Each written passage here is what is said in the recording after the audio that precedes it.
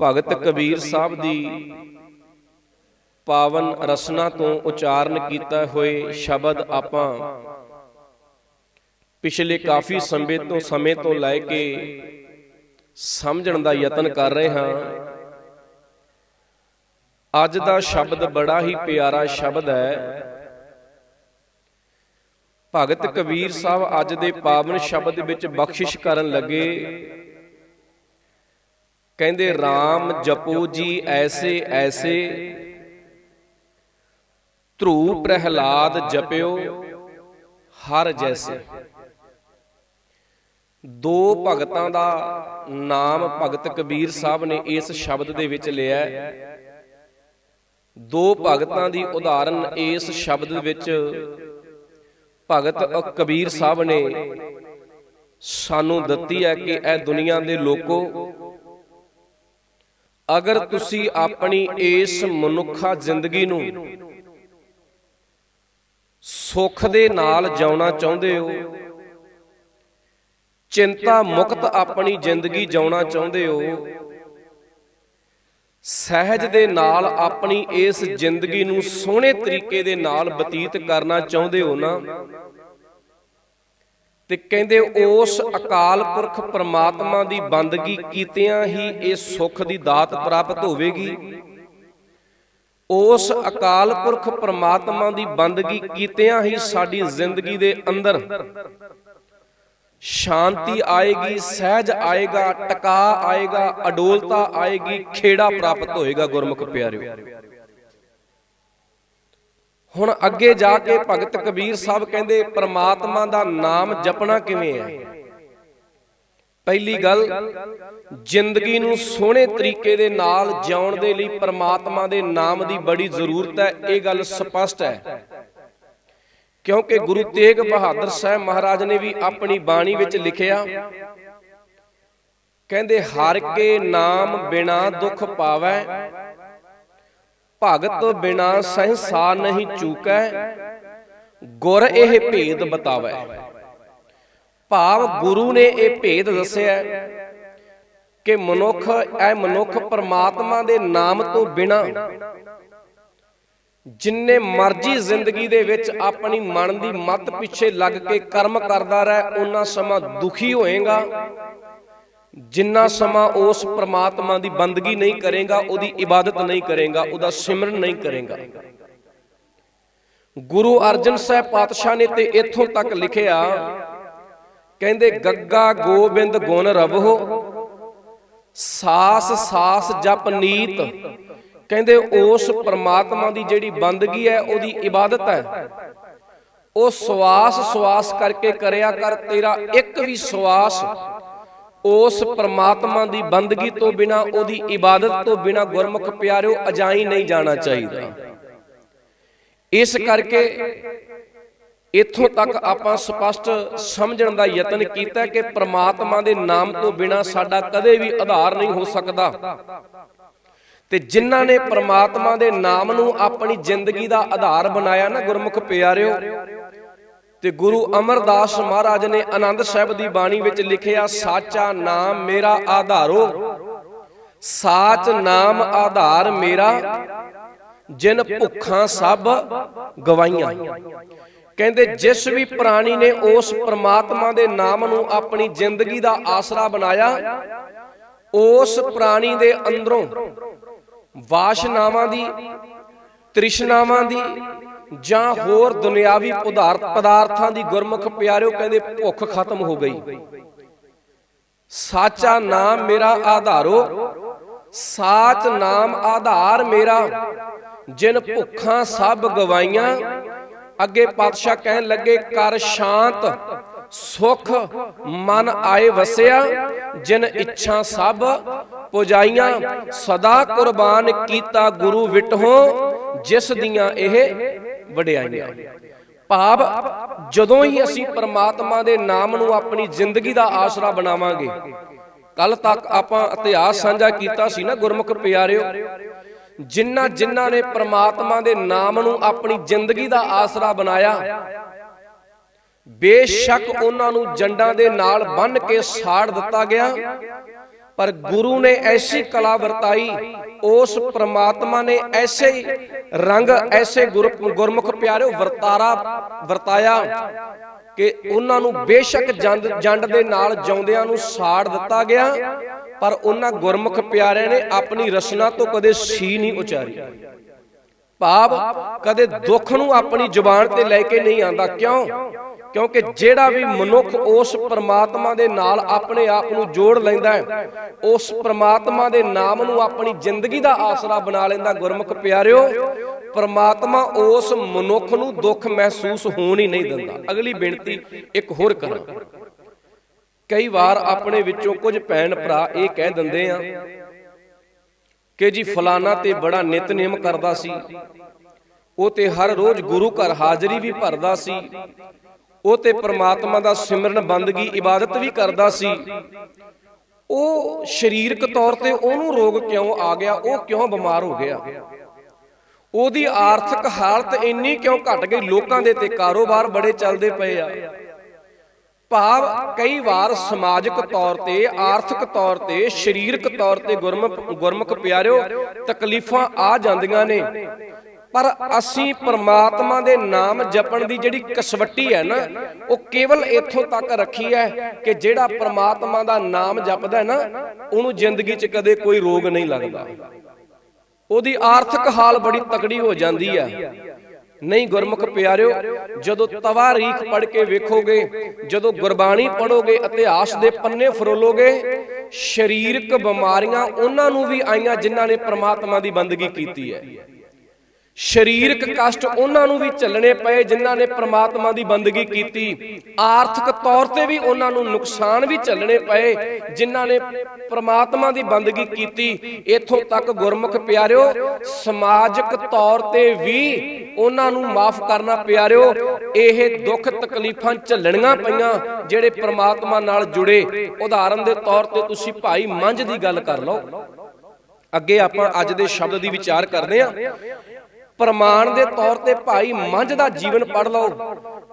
भाई मंझ दे कोले इलाके दी चौधर है, समाजिक रुतबा बहुत बड़ा है, भाई मंझ दा कारोबार भी बहुत वधिया है, पर जिस वेले बाकी कर्म कांडां नूं छड्ड के एक परमात्मा दे नाल जुड़िया गुरमुख प्यारिओ, समाजिक तौर ते भी समस्या आई कि इलाके दी चौधर खुस गई,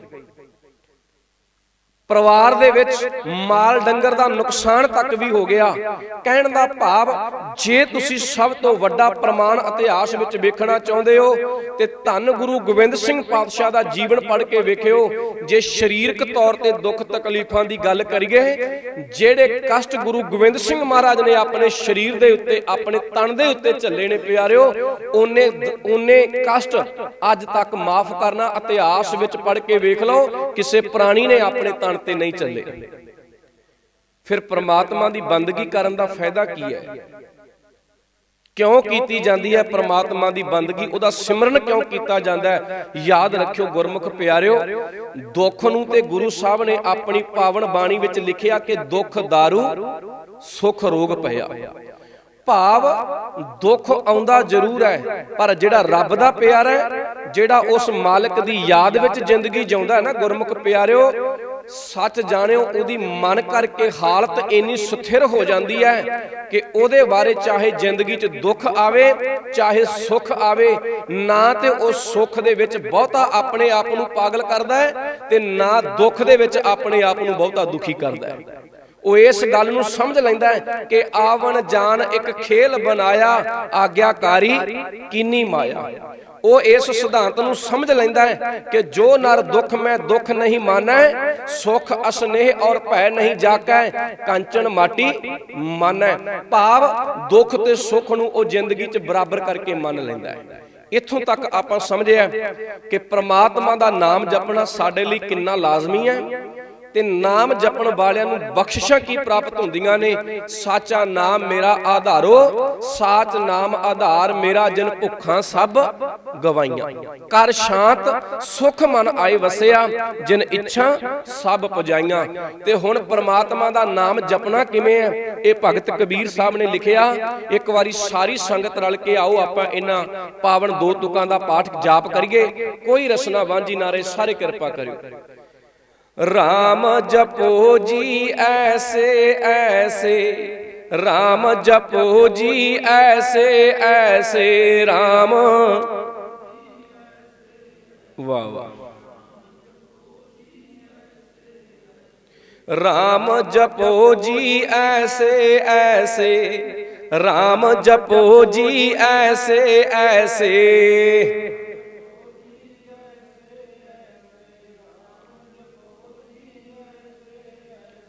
ध्रुव प्रहलाद जप्यो हर जैसे, ध्रुव प्रहलाद जप्यो हर जैसे, ध्रुव प्रहलाद।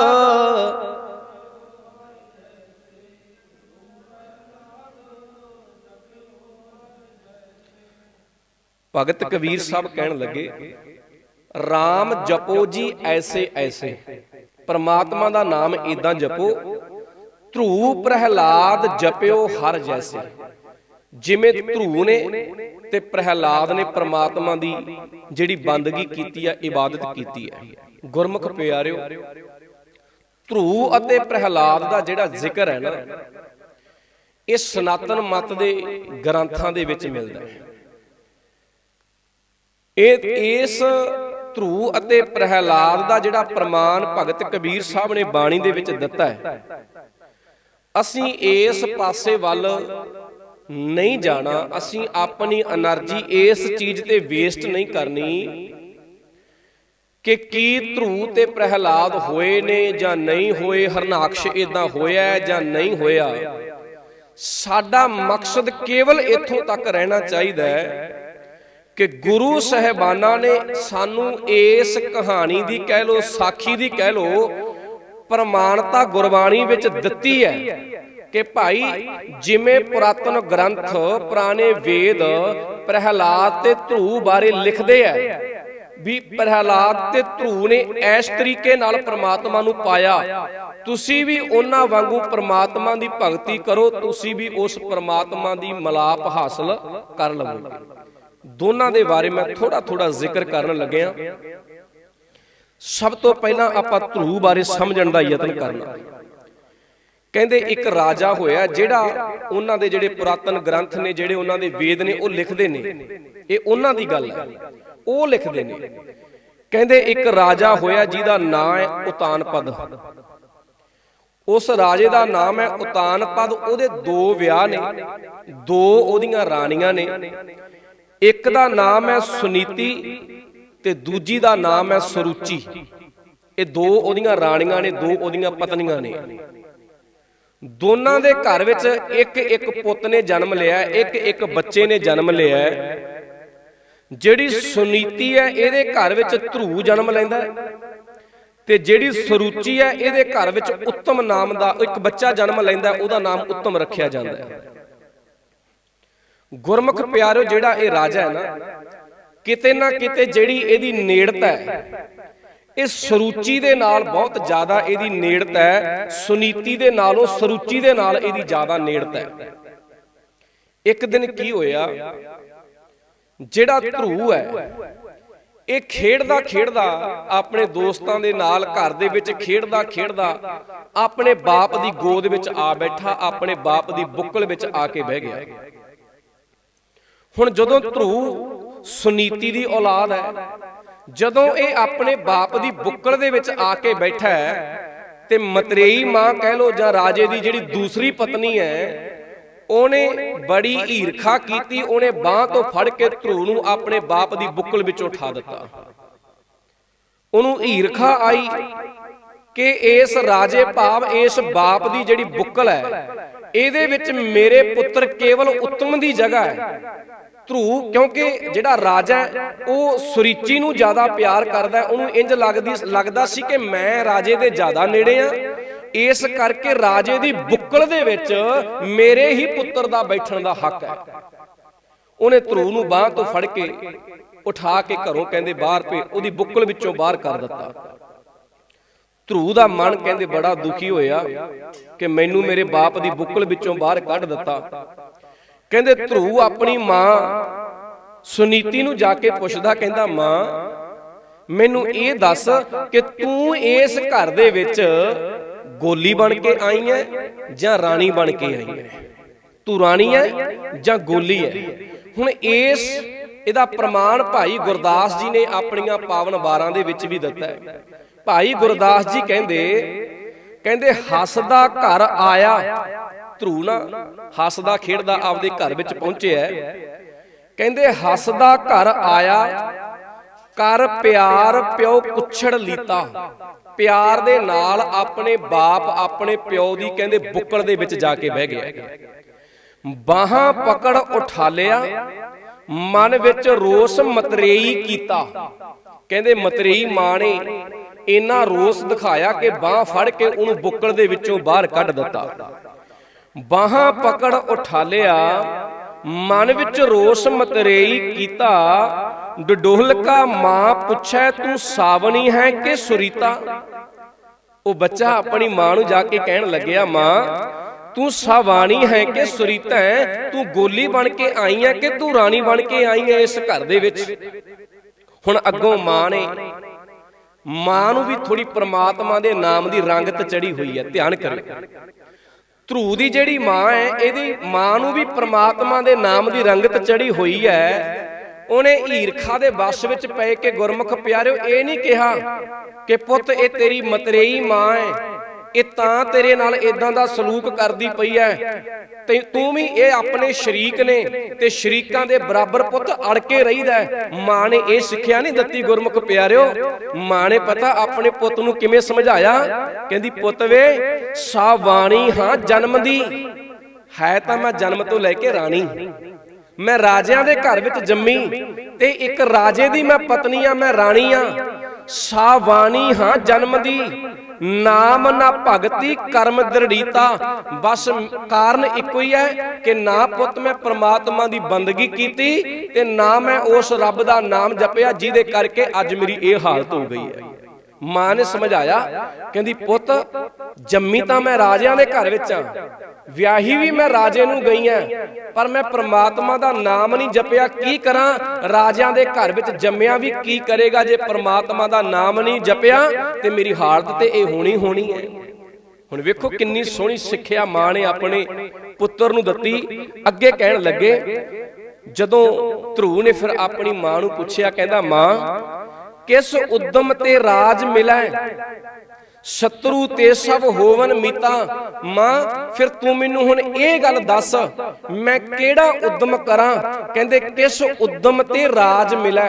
ਮਾਂ ਅੱਜ ਇਹਨੇ ਮੈਨੂੰ ਬਾਹ ਫੜ ਕੇ ਬਾਹਰ ਕੱਢ ਦਿੱਤਾ ਬਾਪ ਦੀ ਬੁੱਕਲ ਵਿੱਚੋਂ, ਤੇ ਇਹ ਤੇ ਸੁਭਾਵਿਕ ਗੱਲ ਹੈ ਕਿ ਜਿਹੜੀ ਮਾਂ ਅੱਜ ਮੈਨੂੰ ਆਪਣੇ ਬਾਪ ਦੀ ਬੁੱਕਲ ਵਿੱਚ ਨਹੀਂ ਬੈਠਣ ਦੇ ਰਹੀ, ਕੱਲ ਨੂੰ ਇਹਨੇ ਮੈਨੂੰ ਰਾਜ ਭਾਗ ਕਿਵੇਂ ਦਿਵਾਉਣਾ? ਇਹ ਤੇ ਸਾਰਾ ਰਾਜ ਭਾਗ ਆਪਣੇ ਪੁੱਤਰ ਉੱਤਮ ਨੂੰ ਦਿਵਾ ਦੇਵੇਗੀ। ਫਿਰ ਤੂੰ ਦੱਸ ਮਾਂ ਮੈਨੂੰ ਇਹ ਰਾਜ ਭਾਗ ਕਿਵੇਂ ਪ੍ਰਾਪਤ ਹੋਵੇਗਾ? ਕਹਿਣ ਲੱਗੇ ਕਿਸ ਉਦਮ ਤੇ ਰਾਜ ਮਿਲੈ, ਸ਼ਤਰੂ ਤੇ ਸਭ ਹੋਵਨ ਮੀਤਾ। ਤੇ ਜਿੰਨੇ ਵੀ ਮੇਰੇ ਦੁਸ਼ਮਣ ਨੇ ਇਹ ਮੇਰੇ ਮਿੱਤਰ ਕਿਵੇਂ ਬਣਨਗੇ? ਦੁਸ਼ਮਣ ਮੇਰੇ ਮਿੱਤਰ ਕਿਵੇਂ ਬਣਨਗੇ ਤੇ ਰਾਜ ਦੀ ਮੈਨੂੰ ਕਿਵੇਂ ਪ੍ਰਾਪਤੀ ਹੋਵੇਗੀ? ਮਾਂ ਕਹਿਣ ਲੱਗੀ ਪਰਮੇਸ਼ਰ ਆਰਾਧਿਆ ਜਿੱਦੂ ਹੋਈਆ ਪਤਿਤ ਪੁਨੀਤਾ। ਕਹਿੰਦੀ ਪੁੱਤ ਪਰਮੇਸ਼ਰ ਦੀ ਆਰਾਧਨਾ ਕਰਿਆ ਕਰ, ਉਸ ਪ੍ਰਮਾਤਮਾ ਦੀ ਬੰਦਗੀ ਕਰਿਆ ਕਰ ਜਿਸ ਪ੍ਰਮਾਤਮਾ ਦੀ ਬੰਦਗੀ ਕੀਤਿਆਂ ਕਹਿੰਦੇ ਹੋਈਆ ਪਤਿਤ ਪੁਨੀਤਾ। ਜਿਸ ਪ੍ਰਮਾਤਮਾ ਦੀ ਬੰਦਗੀ ਕੀਤਿਆਂ ਪੁੱਤ ਪਤਿਤ ਬੰਦਾ ਵੀ, ਵਕਾਰੀ ਬੰਦਾ ਵੀ ਪਵਿੱਤਰ ਹੋ ਜਾਂਦਾ। ਆਖੋ ਸਤਨਾਮ ਵਾਹਿਗੁਰੂ। ਵਕਾਰੀ ਬੰਦਾ ਵੀ ਕਹਿੰਦੇ ਪੁੱਤ ਪਵਿੱਤਰ ਹੋ ਜਾਂਦਾ ਹੈ। ਕਹਿੰਦੇ ਇੰਨੀ ਗੱਲ ਸੁਣੀ ਮਨ ਤੇ ਧਰੂ ਦਾ ਪਹਿਲਾਂ ਹੀ ਬੜਾ ਦੁਖੀ ਸੀ। ਹੁਣ ਜਿਸ ਬੱਚੇ ਨੂੰ ਗੁਰਮੁਖ ਪਿਆਰਿਓ ਬਾਪ ਦੀ ਬੁੱਕਲ ਵਿੱਚੋਂ ਕੱਢ ਦਿੱਤਾ ਜਾਏ, ਸੁਭਾਵਿਕ ਗੱਲ ਹੈ ਵੀ ਉਹ ਬੱਚੇ ਦਾ ਮਨ ਤੇ ਦੁਖੀ ਹੋਏਗਾ ਨਾ, ਵੀ ਤੇਰੇ ਲਈ ਇਸ ਬਾਪ ਦੀ ਬੁੱਕਲ ਵਿੱਚ ਕੋਈ ਜਗ੍ਹਾ ਨਹੀਂ। ਸੱਟ ਲੱਗੀ ਧਰੂ ਨੂੰ, ਮਨ ਬੜਾ ਦੁਖੀ ਸੀ। ਅੱਗੋਂ ਮਾਂ ਨੇ ਸਮਝਾ ਦਿੱਤਾ, ਕਹਿੰਦੀ ਪੁੱਤ ਪ੍ਰਮਾਤਮਾ ਦਾ ਨਾਮ ਹੀ ਹੈ ਜਿਹੜਾ ਤੈਨੂੰ ਪਵਿੱਤਰ ਕਰ ਸਕਦਾ, ਜਿਹੜਾ ਰਾਜ ਭਾਗ ਤੈਨੂੰ ਦਿਵਾ ਸਕਦਾ ਹੈ। ਕਹਿੰਦੇ ਜਦੋਂ ਇਹ ਬੋਲ ਆਪਣੀ ਮਾਂ ਦੇ ਕੋਲੋਂ ਧਰੂ ਨੇ ਸੁਣੇ ਨਾ, ਤੇ ਕਹਿਣ ਲੱਗੇ ਬਾਹਰ ਚੱਲਿਆ ਕਰਨ ਤਪ। ਕਹਿੰਦੇ ਉਸੇ ਵੇਲੇ ਘਰ ਦੇ ਵਿੱਚੋਂ ਬਾਹਰ ਚੱਲਿਆ। ਤਪ ਕਰਨ ਵਾਸਤੇ ਚੱਲਿਆ। ਬੇਨਤੀ ਕਰਾਂ, ਗੁਰੂ ਤੇਗ ਬਹਾਦਰ ਸਾਹਿਬ ਦਾ ਬਚਨ ਚੇਤੇ ਕਰਿਓ। ਗੁਰੂ ਤੇਗ ਬਹਾਦਰ ਸਾਹਿਬ ਮਹਾਰਾਜ ਨੇ ਲਿਖਿਆ ਸੀ ਨਾ, ਕਾਹੇ ਰੇਬਨ ਖੋਜਨ ਜਾਈ, ਸਰਬ ਨਿਵਾਸੀ ਸਦਾ ਅਲੇਪਾ, ਤੋਹੀ ਸੰਗ ਸਮਾਈ। ਕਿ ਇਹ ਭਲੇ ਪਰਮਾਤਮਾ ਤੇਰੇ ਘਰ ਵਿੱਚ ਹੈ, ਉਹ ਅਕਾਲ ਪੁਰਖ ਪਰਮਾਤਮਾ ਤੇਰੇ ਹਿਰਦੇ ਰੂਪੀ ਘਰ ਵਿੱਚ ਹੈ। ਇਸ ਕਰਕੇ ਬਾਹਰ ਜਾ ਕੇ ਤੈਨੂੰ ਰੱਬ ਲੱਭਣ ਦੀ ਕੋਈ ਜ਼ਰੂਰਤ ਨਹੀਂ ਹੈ। ਕਾਹੇ ਰੇਬਨ ਖੋਜਨ ਜਾਈ, ਕਿਉਂ ਜੰਗਲਾਂ ਵਿੱਚ ਲੱਭਦਾ ਫਿਰਦਾ ਹੈ? ਇਹ ਸਿਧਾਂਤ ਗੁਰੂ ਦਾ ਹੈ। ਪਰ ਜਿਹੜੀ ਇਹ ਵਿਥਿਆ ਸੁਣਾ ਰਹੇ ਆ, ਸਾਖੀ ਸਾਂਝੀ ਕਰਦੇ ਪਏ ਆ, ਇਹ ਪੁਰਾਤਨ ਗ੍ਰੰਥਾਂ ਦੀ ਲਿਖੀ ਹੋਈ ਹੈ। ਗੁਰੂ ਸਾਹਿਬ ਨੇ ਇਹਦੀ ਐਗਜ਼ਾਮਪਲ ਗੁਰਬਾਣੀ ਵਿੱਚ ਉਦਾਹਰਨ ਦਿੱਤੀ ਹੈ। ਕਹਿਣ ਲੱਗੇ, ਬਾਹਰ ਚੱਲਿਆ ਕਰਨ ਤਪ, ਮਨ ਬੈਰਾਗੀ ਹੋਏ ਅਤੀਤਾ। ਕਹਿੰਦੇ ਮਨ ਬੜਾ ਬੈਰਾਗੀ ਹੋ ਗਿਆ ਜਦੋਂ ਇਹ ਭਾਣਾ, ਇਹ ਵਰਤਾਰਾ ਧਰੂ ਦੇ ਨਾਲ ਵਾਪਰਿਆ ਤੇ ਮਾਂ ਦੀ ਰਸਨਾ ਤੋਂ ਗੱਲ ਸੁਣ ਕੇ ਬੰਦਗੀ ਕਰਨ ਵਾਸਤੇ ਚਲਿਆ ਗਿਆ। ਕਹਿੰਦੇ ਨਾਰਦ ਮੁਨ ਉਪਦੇਸ਼ਿਆ, ਨਾਮ ਨਿਧਾਨ ਅਮਿਓ ਰਸ ਪੀਤਾ। ਕਹਿੰਦੇ ਜਦੋਂ ਘਰੋਂ ਬਾਹਰ ਗਿਆ ਨਾ, ਰਸਤੇ ਦੇ ਵਿੱਚ, ਇਹ ਉਹਨਾਂ ਦੇ ਗ੍ਰੰਥ ਕਹਿੰਦੇ ਨੇ ਕਿ ਨਾਰਦ ਮੁਨੀ ਦੇ ਨਾਲ ਉਹਦਾ ਮਿਲਾਪ ਹੋਇਆ।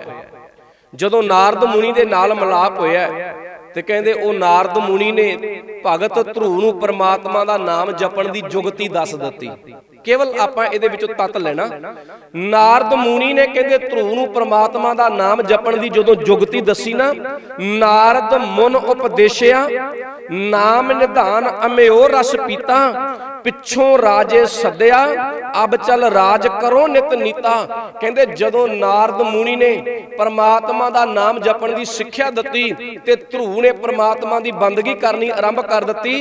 ਕਹਿੰਦੇ ਬਾਪ ਨੂੰ ਜਦੋਂ ਉਸ ਰਾਜੇ ਨੂੰ ਇਸ ਗੱਲ ਦਾ ਪਤਾ ਲੱਗਿਆ ਨਾ, ਗੁਰਮੁਖੋ, ਕਹਿੰਦੇ ਸੁਨੇਹਾ ਭੇਜ ਦਿੱਤਾ ਕਿ ਜਾਓ ਧਰੂ ਨੂੰ ਘਰੇ ਬੁਲਾ ਕੇ ਲੈ ਕੇ ਆਓ, ਉਹਨੂੰ ਘਰ ਬੁਲਾ ਕੇ ਲੈ ਕੇ ਆਓ, ਜਾਓ ਉਹਨੂੰ ਕਹਿ ਦਿਓ ਕਿ ਮੈਂ ਉਹਨੂੰ ਰਾਜ ਭਾਗ ਦੇ ਦਿੰਦਾ, ਅੱਧਾ ਰਾਜ ਭਾਗ ਦੇ ਦਿੰਦਾ। ਕਹਿੰਦੇ ਜਦੋਂ ਹੀ ਇਹ ਬੋਲ ਧਰੂ ਦੇ ਕੰਨਾਂ ਵਿੱਚ ਪਏ ਤੇ ਧਰੂ ਦੇ ਮਨ ਵਿੱਚ ਖਿਆਲ ਆਇਆ, ਅਜੇ ਤਾਂ ਮੈਂ ਪ੍ਰਮਾਤਮਾ ਦੀ ਬੰਦਗੀ ਕਰਨੀ ਲੱਗਿਆ ਸਾਂ, ਹੁਣੀ ਮੈਨੂੰ ਅੱਧਾ ਰਾਜ ਭਾਗ ਮਿਲਣ ਦੀ ਤਿਆਰੀ ਹੋ ਗਈ। ਜਦੋਂ ਮੈਂ ਪ੍ਰਮਾਤਮਾ ਦੀ ਬੰਦਗੀ ਕਰਾਂਗਾ ਉਦੋਂ ਕਿੰਨੀਆਂ ਦਾਤਾਂ ਤੇ ਕਿੰਨੀਆਂ ਰਹਿਮਤਾਂ ਮੈਨੂੰ ਮਿਲਣਗੀਆਂ। ਧਰੂ ਕਹਿੰਦਾ ਨਹੀਂ, ਹੁਣ ਮੈਨੂੰ ਤੁਹਾਡੇ ਇਸ ਅੱਧੇ ਰਾਜ ਭਾਗ ਦੀ ਜ਼ਰੂਰਤ ਨਹੀਂ ਹੈ, ਹੁਣ ਮੈਂ ਕੇਵਲ ਪਰਮਾਤਮਾ ਦੀ ਬੰਦਗੀ ਕਰਨੀ ਹੈ। ਕਹਿੰਦੇ ਪਿੱਛੋਂ ਰਾਜੇ ਸੱਦਿਆ, ਅਬ ਚੱਲ ਰਾਜ ਕਰੋ ਨਿਤ ਨੀਤਾ, ਹਾਰ ਚੱਲੇ ਗੁਰਮੁਖ ਜਗ ਜੀਤਾ। ਗੁਰਮੁਖ ਪਿਆਰਿਓ, ਜਿਹੜਾ ਵੀ ਮਨੁੱਖ ਜਗਤ ਦੇ ਵੱਲੋਂ ਹਾਰ ਜਾਏ, ਆਹ ਬੇਨਤੀ ਧਿਆਨ ਨਾਲ ਸੁਣਿਓ ਜੀ, ਜਿਹੜਾ ਵੀ ਮਨੁੱਖ ਜਗਤ ਵੱਲੋਂ ਹਾਰ ਜਾਏ, ਭਾਵ ਲੋਕਾਂ ਦੇ ਤਾਨੇ ਸਹਿ ਲਵੇ, ਲੋਕਾਂ ਦੇ ਬੋਲ ਕਬੋਲ ਬਰਦਾਸ਼ਤ ਕਰ ਲਵੇ। ਭਾਵ ਤੁਸੀਂ ਵੇਖਿਓ, ਬਹੁਤ ਵਾਰ ਨਾ ਆਪਾਂ ਕਿਸੇ ਨੂੰ ਇਦਾਂ ਦਾ ਬੋਲ ਦਿੰਨੇ ਆ ਜਿਹੜਾ ਉਹਦੇ ਹਿਰਦੇ ਵਿੱਚ ਜਾ ਕੇ ਲੱਗ ਜਾਂਦਾ ਹੈ, ਤੇ ਉਹ ਹਿਰਦੇ ਦੇ ਵਿੱਚ ਲੱਗਿਆ ਹੋਇਆ ਬੋਲ ਬਹੁਤ ਵਾਰੀ ਤੁਹਾਡੀ ਤਰੱਕੀ ਦਾ ਰਾਜ ਬਣ ਜਾਂਦਾ ਹੈ, ਤਰੱਕੀ ਦਾ ਰਸਤਾ ਬਣ ਜਾਂਦਾ ਹੈ। ਕਈ ਵਾਰ ਬੰਦਾ ਫਿਰ ਉਹ ਬੋਲ ਕਬੋਲ ਸੁਣ ਕੇ ਨਾ ਇੱਕ ਐਸੇ ਰਸਤੇ ਤੇ ਚੱਲ ਪੈਂਦਾ ਹੈ, ਜਦੋਂ ਉਹ ਚੰਗੇ ਰਸਤੇ ਤੇ ਚੱਲ ਪੈਂਦਾ ਹੈ ਤੇ ਲੋਕ ਬਾਅਦ ਵਿੱਚ ਉਹਦੀਆਂ ਆ ਕੇ ਸਲਾਮਾਂ ਵੀ ਲੈਂਦੇ ਨੇ। ਖੈਰ, ਇਸੇ ਤਰ੍ਹਾਂ ਭਗਤ ਧਰੂ ਦੇ ਨਾਲ ਹੋਇਆ। ਬਾਪ ਦੀ ਬੁੱਕਲ ਵਿੱਚੋਂ ਠਾਇਆ ਗਿਆ, ਬੋਲ ਕਬੋਲ ਸੁਣਨੇ ਪਏ ਤੇ ਗੁਰਮੁਖ ਪਿਆਰਿਓ ਕਹਿੰਦੇ ਹਾਰ ਚੱਲੇ। ਸੰਸਾਰ ਦੇ ਵੱਲੋਂ ਹਾਰਿਆ ਹੋਇਆ ਧਰੂ ਗੁਰਮੁਖ ਜਦੋਂ ਗੁਰੂ ਤੋਂ ਮੱਤ ਲੈ ਕੇ ਪਰਮਾਤਮਾ ਦਾ ਨਾਮ ਜਪਣ ਲੱਗਿਆ, ਕਹਿੰਦੇ ਜਗ ਜੀਤਾ, ਇਸ ਜਗ ਤੋਂ ਬਾਜੀ ਜਿੱਤ ਕੇ ਚਲਿਆ ਗਿਆ। ਆਖੋ ਸਤਨਾਮ ਵਾਹਿਗੁਰੂ। ਉਸ ਦਰ, ਉਹ ਮਾਲਕ ਦੇ ਦਰ ਤੇ ਪ੍ਰਵਾਨ ਹੋਇਆ। ਇਸ ਕਰਕੇ ਭਗਤ ਕਬੀਰ ਸਾਹਿਬ ਨੇ ਗੁਰਮੁਖ ਪਿਆਰਿਓ ਧਰੂ ਦੀ ਉਦਾਹਰਨ ਗੁਰਬਾਣੀ ਵਿੱਚ ਦਿੱਤੀ ਹੈ ਕਿ ਜਿਵੇਂ ਧਰੂ ਆਪਣੀ ਮਤਰੇਈ ਮਾਂ ਦੇ ਬੋਲਾਂ ਨੂੰ ਸੁਣ ਕੇ ਨਿਰਾਸ਼ ਹੋਇਆ ਤੇ ਆਪਣੀ ਮਾਂ ਦੇ ਕੋਲੋਂ ਮੱਤ ਲੈ ਕੇ ਪ੍ਰਮਾਤਮਾ ਦਾ ਨਾਮ ਜਪਣ ਲੱਗਿਆ। ਦੁਨੀਆ ਦੇ ਲੋਕੋ ਕਹਿੰਦੇ ਸੱਚ ਜਾਣਿਓ, ਉਸ ਧਰੂ ਦੇ ਵਾਂਗ ਜਦੋਂ ਹਿਰਦੇ ਤੋਂ ਭਿੱਜ ਕੇ ਪ੍ਰਮਾਤਮਾ ਦਾ ਨਾਮ ਜਪੋਗੇ, ਜਿਹੜੀਆਂ ਬਖਸ਼ਿਸ਼ਾਂ ਉਸ ਪ੍ਰਮਾਤਮਾ ਦੇ ਘਰ ਵਿੱਚੋਂ ਮਿਲਣੀਆਂ ਨੇ, ਉਹਨਾਂ ਦੀ ਗਿਣਤੀ ਵੀ ਨਹੀਂ ਹੋ ਸਕਦੀ। ਜਿਹਨੂੰ ਆਪਾਂ ਕਹਿੰਦੇ ਆ ਲੱਖ ਖੁਸ਼ੀਆਂ ਪਾਤਸ਼ਾਹੀਆਂ ਜੇ ਸਤਿਗੁਰ ਨਦਰ ਕਰੇ। ਦੂਸਰੀ ਉਦਾਹਰਨ ਪ੍ਰਹਿਲਾਦ ਦੀ ਦਿੱਤੀ ਗੁਰਮੁਖ ਪਿਆਰਿਓ। ਪ੍ਰਹਿਲਾਦ ਬਾਰੇ ਆਪਾਂ ਆਮ ਤੌਰ ਤੇ ਸੁਣਦੇ ਆ ਕਿ ਇੱਕ ਰਾਜਾ ਹੋਇਆ ਹਰਨਾਕਸ਼। ਹਰਨਾਕਸ਼ ਦੇ ਘਰ ਵਿੱਚ ਕਹਿੰਦੇ ਪ੍ਰਹਿਲਾਦ ਨੇ ਜਨਮ ਲਿਆ ਤੇ ਹਰਨਾਕਸ਼ ਦੇ ਘਰ ਵਿੱਚ ਇੱਕ ਹੋਰ ਬੱਚੀ ਜਨਮ ਲੈਂਦੀ ਹੈ ਹਰਨਾਕਸ਼ ਦੇ ਬਾਰੇ ਉਹਨਾਂ ਦੇ ਗ੍ਰੰਥ ਲਿਖਦੇ, ਮੈਂ ਬਾਰ-ਬਾਰ ਰਿਪੀਟ ਕਰ ਰਿਹਾ, ਗੱਲ ਸਮਝਿਓ। ਹਰਨਾਕਸ਼ ਦੇ ਬਾਰੇ ਉਹਨਾਂ ਦੇ ਜਿਹੜੇ ਧਾਰਮਿਕ ਗ੍ਰੰਥ ਨੇ ਉਹ ਲਿਖਦੇ ਨੇ, ਕਹਿੰਦੇ ਹਰਨਾਕਸ਼ ਨਾ ਪ੍ਰਮਾਤਮਾ ਦੀ ਬੰਦਗੀ ਕਰ ਰਿਹਾ ਸੀ ਪਰਬਤਾਂ ਦੇ ਉੱਪਰ ਬੈਠਾ। ਜਦੋਂ ਪ੍ਰਮਾਤਮਾ ਦੀ ਬੰਦਗੀ ਕਰਦਾ ਸੀ ਨਾ, ਤੇ ਕਹਿੰਦੇ ਪ੍ਰਮਾਤਮਾ ਨੇ ਉਹਨੂੰ ਸਾਖਸ਼ਤ ਰੂਪ ਦੇ ਵਿੱਚ ਦਰਸ਼ਨ ਦੇ ਦਿੱਤੇ, ਸਾਹਮਣੇ ਆ ਗਿਆ। ਪਹਿਲੀ ਗੱਲ ਤੇ ਗੁਰਬਾਣੀ ਇਸ ਗੱਲ ਦਾ ਖੰਡਨ ਕਰਦੀ ਹੈ ਕਿ ਰੂਪ ਨ ਰੰਗ ਨ ਰੇਖ ਕਿਛ, ਤ੍ਰਿਹ ਗੁਣ ਤੇ ਪ੍ਰਭ ਭਿੰਨ, ਜਿਸਹਿ ਬੁਝਾਏ ਨਾਨਕਾ ਸੋ ਹੋਵੈ ਸੋ ਪ੍ਰਸੰਨ। ਪ੍ਰਮਾਤਮਾ ਦਾ ਕੋਈ ਰੂਪ ਨਹੀਂ ਹੈ, ਉਹਦਾ ਕੋਈ ਰੰਗ ਨਹੀਂ ਹੈ, ਉਹਦਾ ਕੋਈ ਆਕਾਰ ਨਹੀਂ ਹੈ। ਖੈਰ, ਜੇ ਗੁਰੂ ਸਾਹਿਬਾਨਾਂ ਨੇ ਉਹਨਾਂ ਦੀ ਉਦਾਹਰਨ ਦਿੱਤੀ ਹੈ ਤੇ ਆਪਾਂ ਨੂੰ ਸਮਝਣ ਦੀ ਜ਼ਰੂਰਤ ਆ। ਕਹਿਣ ਲੱਗੇ ਗੁਰਮੁਖ ਪਿਆਰਿਓ, ਕਹਿੰਦੇ ਜਦੋਂ ਹਰਨਾਕਸ਼ ਨਾਮ ਜਪਦਾ ਪਿਆ ਨਾ, ਪ੍ਰਮਾਤਮਾ ਨੇ ਸਾਖਸ਼ਤ ਰੂਪ ਦੇ ਵਿੱਚ ਉਹਨੂੰ ਦਰਸ਼ਨ ਦੇ ਦਿੱਤੇ ਨੇ। ਪ੍ਰਮਾਤਮਾ ਕਹਿੰਦੇ ਹਰਨਾਕਸ਼ ਨੂੰ ਪੁੱਛਣ ਲੱਗਿਆ ਵੀ ਹਰਨਾਕਸ਼ ਦੱਸ ਤੈਨੂੰ ਕਿਹੜੀ ਕਿਹੜੀ ਚੀਜ਼ ਦੀ ਲੋੜ ਆ, ਜੋ ਮੰਗਣਾ ਤੂੰ ਮੰਗ ਲੈ, ਮੈਂ ਤੇਰੇ ਤੋਂ ਖੁਸ਼ ਹਾਂ। ਹਰਨਾਕਸ਼ ਨੇ ਕਹਿੰਦੇ ਕੁਝ ਦਾਤਾਂ ਮੰਗੀਆਂ। ਹਰਨਾਕਸ਼ ਕਹਿਣ ਲੱਗਿਆ ਮੈਨੂੰ ਇੱਕ ਵਰ ਦੇ ਦਿਓ, ਇੱਕ ਦਾਤ ਦੇ ਦਿਓ ਕਿ ਨਾ ਮੈਂ ਧੁੱਪ ਦੇ ਵਿੱਚ ਮਰਾਂ, ਨਾ ਮੈਂ ਛਾਂ ਦੇ ਵਿੱਚ ਮਰਾਂ, ਨਾ ਮੈਂ ਦਿਨੇ ਮਰਾਂ ਤੇ ਨਾ ਮੈਂ ਰਾਤ ਨੂੰ ਮਰਾਂ, ਨਾ ਮੈਂ ਧਰਤੀ ਤੇ ਮਰਾਂ, ਨਾ ਮੈਂ ਅਸਮਾਨ ਤੇ ਮਰਾਂ। ਭਾਵ ਐਸ ਤਰੀਕੇ ਦੇ ਨਾਲ ਹਰਨਾਕਸ਼ ਨੇ ਦਾਤਾਂ ਮੰਗ ਲਈਆਂ ਕਿ ਹਰਨਾਕਸ਼ ਨੂੰ ਲੱਗਿਆ ਵੀ ਸ਼ਾਇਦ ਮੇਰੀ ਕਦੇ ਵੀ ਮੌਤ ਹੋ ਹੀ ਨਹੀਂ ਸਕਦੀ। ਸਮਾਂ ਲੰਘਿਆ, ਹਰਨਾਕਸ਼ ਦੇ ਘਰ ਵਿੱਚ ਇੱਕ ਪੁੱਤਰ ਜਨਮ ਲੈਂਦਾ ਜਿਹਦਾ ਨਾਮ ਹੈ ਪ੍ਰਹਿਲਾਦ। ਕਹਿੰਦੇ ਪ੍ਰਹਿਲਾਦ ਜਿਹੜਾ ਬਚਪਨ ਤੋਂ ਹੀ ਪ੍ਰਮਾਤਮਾ ਦੇ ਨਾਮ ਦਾ ਰਤਿਆ ਹੋਇਆ ਸੀ, ਪ੍ਰਮਾਤਮਾ ਦੀ ਬੰਦਗੀ ਕਰਦਾ ਸੀ। ਕਹਿੰਦੇ ਕੀ ਹੋਇਆ, ਜਿਹੜਾ ਹਰਨਾਕਸ਼ ਆ ਜਦੋਂ ਇਹਨੂੰ ਇਹ ਵਰ ਮਿਲ ਗਿਆ ਨਾ, ਤੇ ਹਰਨਾਕਸ਼ ਨੇ ਹੰਕਾਰ ਦੇ ਵਿੱਚ ਆ ਕੇ ਲੋਕਾਂ ਤੋਂ ਆਪਣਾ ਨਾਮ ਜਪਾਉਣਾ ਆਰੰਭ ਕਰ ਦਿੱਤਾ। ਜਦੋਂ ਹੰਕਾਰ ਪੈਦਾ ਹੋਇਆ ਪ੍ਰਮਾਤਮਾ ਵੱਲੋਂ ਮਿਲੀਆਂ ਦਾਤਾਂ ਦਾ, ਹੰਕਾਰ ਦੇ ਵਿੱਚ ਆਏ ਹੋਏ ਹਰਨਾਕਸ਼ ਨੇ ਆਪਣਾ ਨਾਮ ਜਪਾਉਣਾ ਆਰੰਭ ਕਰ ਦਿੱਤਾ। ਤੇ ਕਹਿੰਦੇ ਪ੍ਰਹਿਲਾਦ ਨੂੰ ਹੌਲੀ ਹੌਲੀ ਇਹ ਗੱਲ ਸਮਝ ਪਈ ਕਿ ਜਿਸ ਪ੍ਰਮਾਤਮਾ ਦੀ ਬੰਦਗੀ ਕਰਨੀ ਹੈ ਉਸ ਪ੍ਰਮਾਤਮਾ ਨੂੰ ਤੇ ਕੋਈ ਜਨਮ ਦੇਣ ਵਾਲਾ ਹੈ ਹੀ ਨਹੀਂ। ਫਿਰ ਮੇਰੇ ਬਾਪ ਹਰਨਾਕਸ਼ ਨੂੰ ਕਿਹਨੇ ਜਨਮ ਦਿੱਤਾ? ਜੇ ਮੇਰਾ ਬਾਪ ਹਰਨਾਕਸ਼ ਹੀ ਰੱਬ ਹੈ ਤੇ ਇਹਨੂੰ ਜਨਮ ਦੇਣ ਵਾਲੀ ਮਾਂ ਬਾਪ ਉਹ ਕੀ ਹੋਏ? ਇਸ ਤਰ੍ਹਾਂ ਦੇ ਖਿਆਲ ਜਦੋਂ ਹਰਨਾਕਸ਼ ਦੇ ਅੰਦਰ ਆਏ ਨਾ, ਵਾਹਿਗੁਰੂ ਜੀ ਪ੍ਰਹਿਲਾਦ ਦੇ ਅੰਦਰ ਆਏ ਨਾ, ਤੇ ਪ੍ਰਹਿਲਾਦ ਨੇ ਆਪਣੇ ਬਾਪ ਹਰਨਾਕਸ਼ ਦਾ ਨਾਮ ਜਪਣ ਦੀ ਬਜਾਏ ਰਾਮ ਦਾ ਨਾਮ ਜਪਣਾ ਆਰੰਭ ਕਰ ਦਿੱਤਾ, ਪ੍ਰਮਾਤਮਾ ਦਾ ਨਾਮ ਜਪਣਾ ਆਰੰਭ ਕਰ ਦਿੱਤਾ।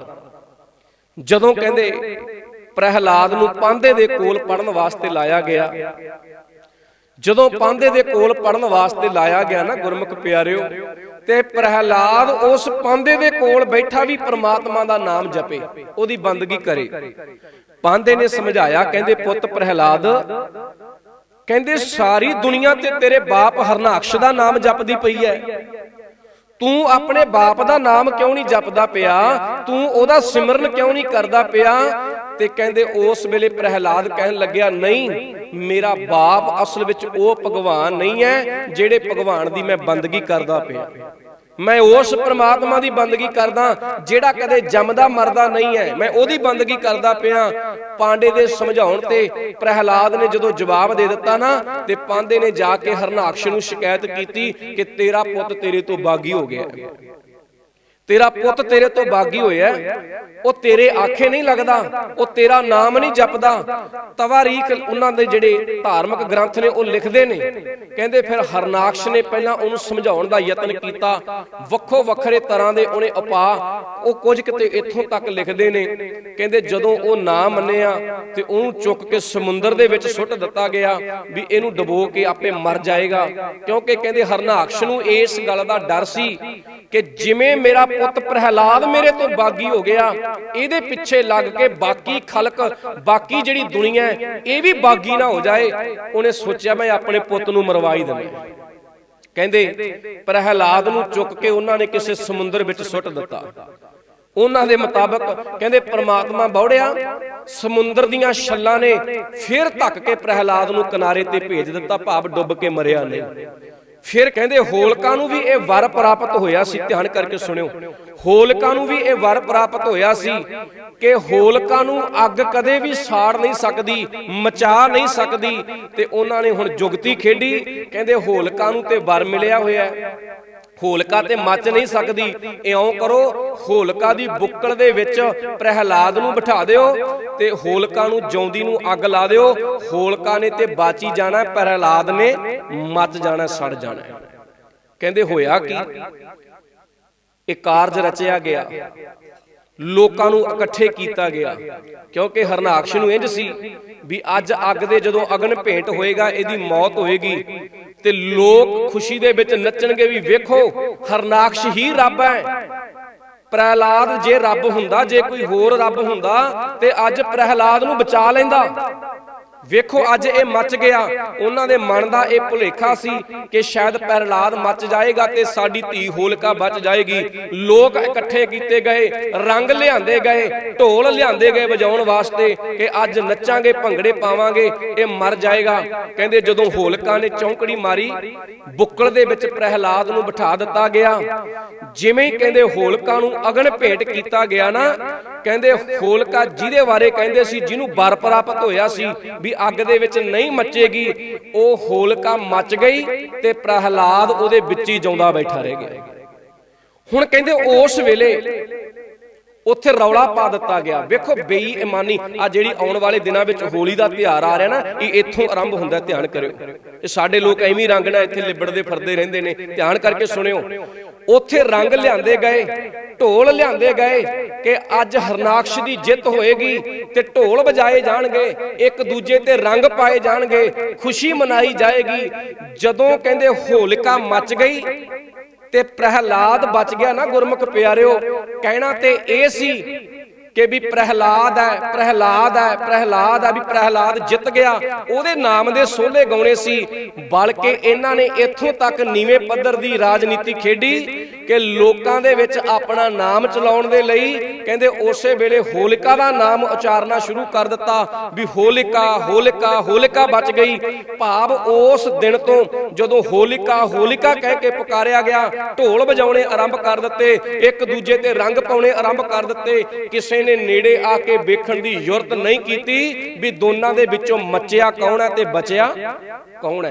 उस होलिका होलिका करदियां ने इत्थों ये होली दा जिहड़ा उस दिन दा जिहड़ा इतिहास है वो केवल इन्ना की है कि मच्छी होलिका सी, पर इन्हां ने अपने इतिहास दे विच गुरमुखो प्रहलाद मचिया शो कीता भी भाव हरनाकश नूं अपने आप नूं वड्डियां गिना दिता गया।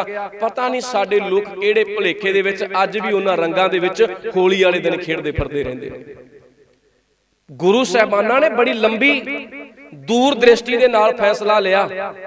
धन गुरु गोबिंद सिंह पातशाह ने पता सी कि इन्हां लोकां नूं, इस आवाम नूं, इस जनता नूं एक वारी सीधा डायरैक्ट होली तो हटाउणा बड़ा औखा है। ते गुरु साहिबाना ने ना अल्टरनेटिव दे दिता, एक बदलाव दे दिता कि आओ होली तो अगला दिन रख दिता होला महल्ला। नाम ओदा होला महल्ला रखिया ते उस होले महल्ले ते रंग नहीं पवाए। गुरु गोबिंद सिंह महाराज ने की कीता, शास्त्र विद्या दे मुकाबले करवाए, घोड़ सवारी दे मुकाबले कराए। क्योंकि सच एवे कहंदे भी जदों लोक गुरु दे सिख शास्त्र धारी सी, मुकाबले जिवें आपां कहदे ने भी खेड मेला कराया जांदा है जां कोई टूरनामेंट कराया जांदा है, होली तो अगला दिन होले महल्ले दे रूप विच पक्के तौर ते रख दिता कि सारे सिख होली तो अगले दिन होले महल्ले वाले दिन। देखो एक बेनती होर करा, गुरु साहब गुरमुख प्यारे होली वाला दिन भी चुन सकदे सी, क्योंकि गुरु जो चाहता वो हो सकता सी। होली वाला दिन भी चुन सकते सी, पर क्यों नहीं चुनिया? क्योंकि पता सी कि जिहड़ी ये मनुवादी विचारधारा है, ये जिहड़े ब्राह्मणवादी लोग ने, इन्हां ने गुरु गोबिंद सिंह दे चलाए हुए होले महल्ले नूं भी एक दिन होली दा रूप कह के बना देना सी। भाव उहदे अंदर इन्हां ने मर्ज कर देना सी इस त्योहार नूं, साडे इस दिहाड़े नूं। इस करके गुरमुख प्यारिओ, इत्थों अज एक गल ये भी सिੱਖਿਓ कि होली साडा त्योहार नहीं है, साडा जे दिहाड़ा है ते ਹੋਲਾ ਮੁਹੱਲਾ ਜਿਹਦੇ ਤੇ ਸ਼ਸਤਰ ਵਿਦਿਆ ਤੇ ਘੋੜ ਸਵਾਰੀ ਦੇ ਮੁਕਾਬਲੇ ਕਰਾਏ ਜਾਂਦੇ।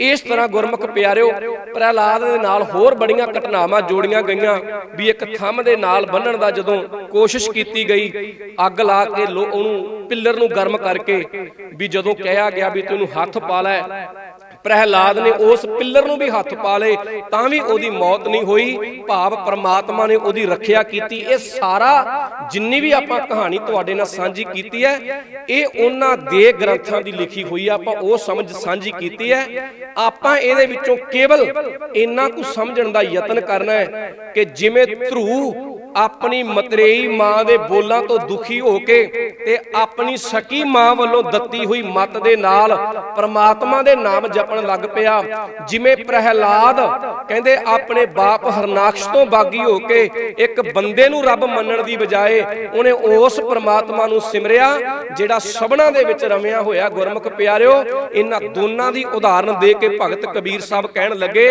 ਇੱਕ ਵਾਰੀ ਸਾਰੇ ਰਲ ਕੇ ਪੜ੍ਹ ਲਓ। ਰਾਮ ਜਪੋ ਜੀ ऐसे ऐसे, राम जपो जी ऐसे ऐसे, राम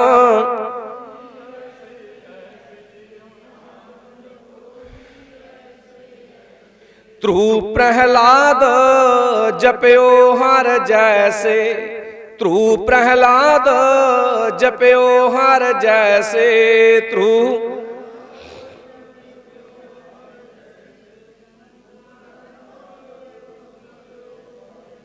ਅੱਗੇ ਪਾਤਸ਼ਾਹ ਕਹਿਣ ਲੱਗੇ, ਕਹਿੰਦੇ ਦੀਨ ਦਿਆਲ ਭਰੋਸੇ ਤੇਰੇ, ਹੇ ਦੀਨਾਂ ਤੇ ਦਇਆ ਕਰਨ ਵਾਲੇ ਅਕਾਲ ਪੁਰਖ ਵਾਹਿਗੁਰੂ ਪ੍ਰਮਾਤਮਾ।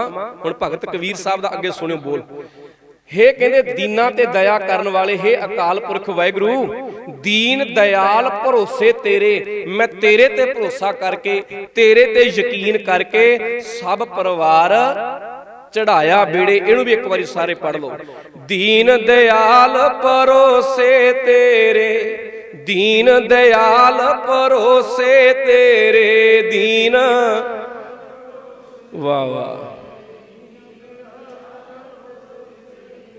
ਸਭ ਪਰਿਵਾਰ ਚੜਾਇਆ ਬੇੜੇ, ਸਭ ਪਰਿਵਾਰ ਚੜਾਇਆ ਬੇੜੇ, ਸਭ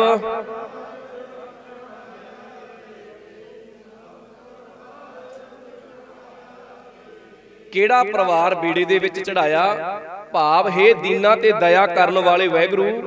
ਆ ਸਰੀਰ ਦੇ ਵਿੱਚ ਜਿੰਨੇ ਵੀ ਗਿਆਨ ਇੰਦਰੀ ਨੇ, ਆਪਾਂ ਬਹੁਤ ਵਾਰ ਵਿਚਾਰ ਕੀਤੀ ਹੈ, ਨੱਕ, ਕੰਨ, ਜ਼ੁਬਾਨ, ਚਮੜੀ, ਸਾਡੀ ਜੀਭ, ਰਸਨਾ ਕਹਿ ਲਓ, ਇਹ 5 ਗਿਆਨ ਇੰਦਰੀ ਨੇ। ਮੈਂ ਤੇਰੇ ਤੇ ਭਰੋਸਾ ਕਰਕੇ ਇਹ 5 ਗਿਆਨ ਇੰਦਰੀ ਸਾਰਾ ਪਰਿਵਾਰ ਤੁਹਾਡੇ ਨਾਮ ਰੂਪੀ ਬੇੜੇ 'ਚ ਚੜਾ ਦਿੱਤਾ। ਕਿਵੇਂ? ਜੀਭ ਅੱਜ ਤੋਂ ਬਾਅਦ ਤੁਹਾਡਾ ਨਾਮ ਜਪਣ ਲੱਗ ਪਈ, ਕੰਨ ਤੁਹਾਡੀ ਅੰਮ੍ਰਿਤਮਈ ਬਾਣੀ ਸੁਣਨ ਲੱਗ ਪਏ, ਅੱਖਾਂ ਸਾਰਿਆਂ ਦੇ ਅੰਦਰ ਪ੍ਰਮਾਤਮਾ ਦੀ ਜੋਤ ਵੇਖਣ ਲੱਗ ਪਈਆਂ। ਭਾਵ ਗੁਰਮੁਖ ਪਿਆਰਿਓ ਮੇਰੇ ਇਹ 5 ਗਿਆਨ ਇੰਦਰੀ ਤੁਹਾਡੀ ਦਿੱਤੀ ਹੋਈ ਮੱਤ ਦੇ ਸਦਕਾ ਪ੍ਰਮਾਤਮਾ ਦੇ ਨਾਮ ਵਿੱਚ ਜੁੜ ਗਏ।